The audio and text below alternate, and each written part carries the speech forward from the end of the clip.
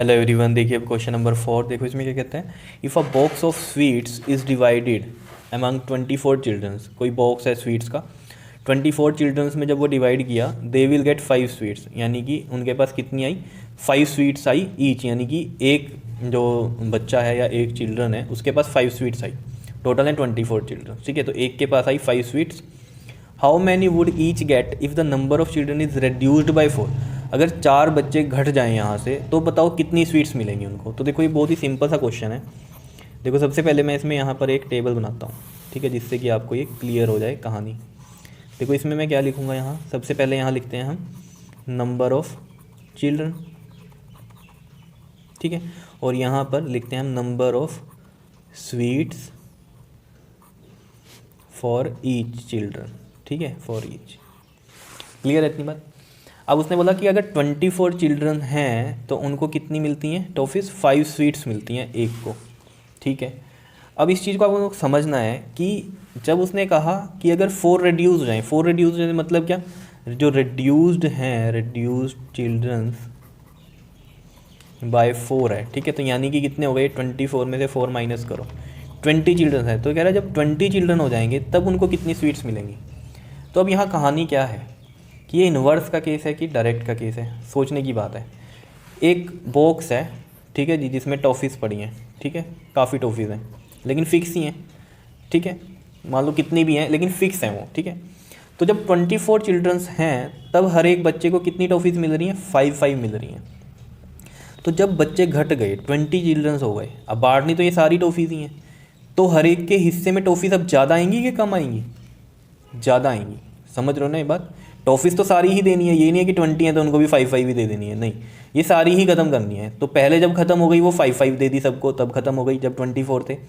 अब 20 चिल्ड्रंस हैं तो यानी कि चिल्ड्रन कम हो गए लेकिन टॉफ़ीज़ तो उतनी है, तो यानी कि अब टॉफ़ीज़ तो सारी ही बांटनी है ये वाली। तो यानी कि अब क्या होगा, यानी कि जो स्वीट्स की बात कर रही है, ठीक है, तो ये जो स्वीट्स हैं ये सारी ही ख़त्म करनी है। तो अब जब 20 हो गए चिल्ड्रन तो ये स्वीट्स क्या होंगी, सबके हिस्से में ज़्यादा आएंगी, ऑब्वियस सी बात है। क्यों, जब 24 थे तब 5 स्वीट्स आई हैं, अब बच्चे घट गए हैं, ठीक है ना, तो उन्होंने टॉफ़ीज़ या जो ये स्वीट्स हैं बचानी तो है नहीं, तो उन्हीं को ही बांटनी है। तो यानी कि अब क्या होगी, ये टॉफ़ीज़ या जो स्वीट्स हैं ये इंक्रीज़ होंगी। अगर बच्चे घटेंगे तो ये क्या होंगी, इंक्रीज़ होगी। तो यानी कि ये किसका केस है, इन्वर्स का केस है। क्या इतनी बात क्लियर है या नहीं है, इन्वर्स प्रोपोर्शन में है ये, ठीक है। तो इन्वर्स प्रोपोर्शन में आपको पता है क्यों कहा मैंने, क्योंकि एक चीज़ घट रही है दूसरी क्या हो रही है, बढ़ रही है। एक डिक्रीज़ और दूसरी इंक्रीज़। इंक्रीज़ का अब कहानी आपको समझ में आ गई होगी कि कैसे हमने सोचा, क्योंकि जब बच्चे घटेंगे तो ऑब्वियस स्वीट्स क्या होंगी उनके हिस्से में, ज़्यादा आएंगी। जैसे आप भी कहीं से कुछ लाए, मान लो आप जैसे मान लो आप 3 लोग हो, ठीक है, आप 3 लोग हो और अपने लिए आप मान लो कि 9 समोसे लाए, ठीक है, कितने लाए, 9 समोसा लेके आए, ठीक, मतलब हर एक का 3, ठीक है। 3 लोग हो आप और हर एक के हिस्से में कितने समोसे आने थे, 3 समोसे आने थे। अगर 9 है, जैसे यहाँ टॉफ़ीज़ हैं या स्वीट्स हैं एक बॉक्स में, तो मैंने कहा एक बॉक्स में 9 समोसा हैं।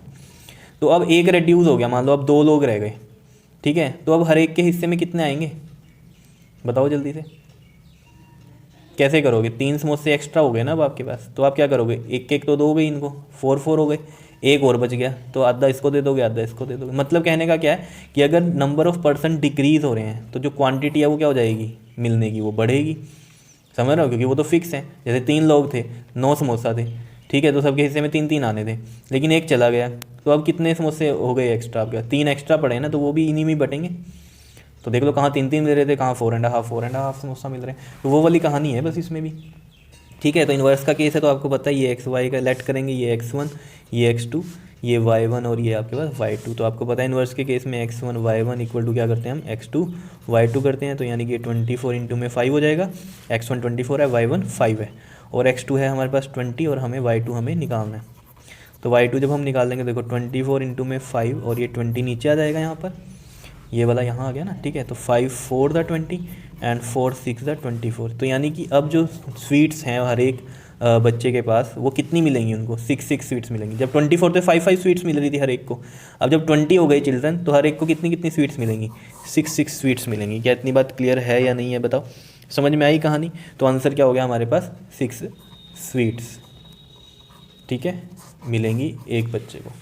क्लियर है ना, क्योंकि हर एक की बात हो रही थी वहाँ पर। जब 24 थे तो हर एक बच्चे को 5 मिल रही थी स्वीट्स, तो जब 20 हो गए तो कितनी स्वीट्स मिल रही हैं अब हर एक को? 6 स्वीट्स मिल रही हैं। क्लियर है? आया समझ में क्वेश्चन? बहुत ईजी था। ठीक है, ओके जी, थैंक यू।